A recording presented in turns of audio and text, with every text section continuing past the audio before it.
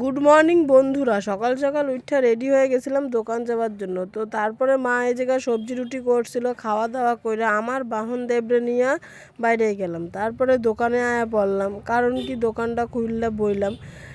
এই জায়গায় আবার দোকান বন্ধ কইরা বাড়িও গেলাম, গিয়া স্নান ম্নান কইরা ঠইরা তারপরে রোদে গিয়ে বসেছিলাম, কারণ চুল না শুকাইলে আবার রাতে তো বিয়ে বাড়ি যাইতে পারুম না। দোকানের সামনে কত সুন্দর প্রসাদ দিতে আইছিল, বয়েছিলাম। তো প্রসাদও এই জায়গায় পাওয়া গেলাম। কথায় আছে না, কপালে থাকলে সব পাওয়া যায়। বাড়ি গিয়ে রেডি হয়ে নিছিলাম। এই জায়গায় মা, আমি, কাকিমা সবাই রেডি। আমরা বিয়ে বাড়ির জন্য বাইরেও গেছিলাম, কারণ রাত হয়ে গেছে না।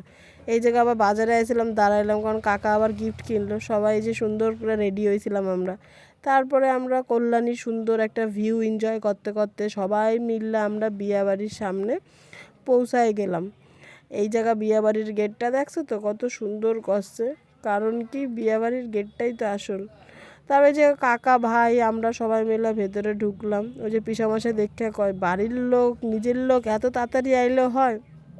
তারপরে এই জায়গায় সবাই গল্প করতেছিল, দেখতে দেখতে আমরা নতুন বৌদির কাছে গেলাম গিয়া, কারণ কি নতুন বৌদি এর সাথে একটু ফটো তুলতে হবে না, নইলে তো হবে না না। সবাই মিলে ফটো মটো তুলছিল। এই জায়গায় দিদি বোন সবাই ছিল। ফটো তোলা হয়ে গেলে আমরাও একটু বৌদির সাথে পরিচয় করে নিলাম। দাদার বন্ধু বান্ধবরা এই জায়গায় ছবি তুলতেছিল। তারপরে কাকিমারে কইলাম, চলো আমরা একটু কফি খাই নি, শীতকাল কফি না খাইলে তো হয় না, কও বন্ধুরা।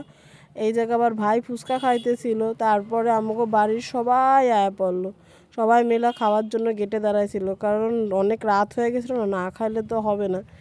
এই জায়গা কন্যাযাত্রীও ঢুকে গেল, কারণ কন্যাযাত্রীর লোকের হাতে দেখো সবার একটার একটা করে তত্ত্ব আনছে, কত সুন্দর ডেকোরেশন করছে তত্ত্বগুলিরে, দেখতে কি ভালো লাগতেছে। এই দেখতে দেখতে আমরা সবাই সুন্দর মতন দাঁড়াইলাম।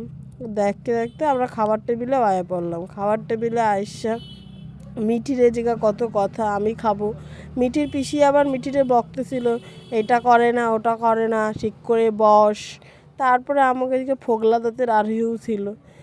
এই জায়গা দেখছো মেনু কার্ডটা বন্ধুরা, মেনু কার্ডটা দেখো কত কিছু খাওন। তারপরে এই যে অর্পিত, সুপ্রিত, কাকিমা আর আমি সবাই মিলে খাইতে বললাম। এই জায়গায় নানপুরি ছিল, চানা ছিল, তারপরে সবার প্রিয় সাদা ভাত, চিপস, ডাল, রান্নাটা ভালো হয়েছিল, দই কাতলা, তারপরে চিকেন দিয়ে দিল আমাকে, চাটনি, ফ্রুট চাটনি ছিল, পাঁপড় ছিল, লট মিষ্টি ছিল।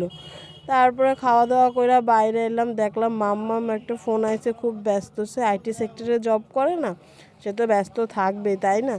এই কইরা মজা কইরা বাড়ির দিকে রওনা দিলাম। দেখছো বন্ধুরা কত কুয়াশা পড়ছে।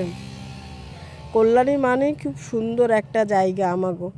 এই করতে করতে বাড়ি আইলাম, বাড়ি এইভাবে পুরো দিনটা কাটাইলাম। কাল দেখা হইতেছে বন্ধুরা আবার একটা নতুন ব্লগ নিয়ে।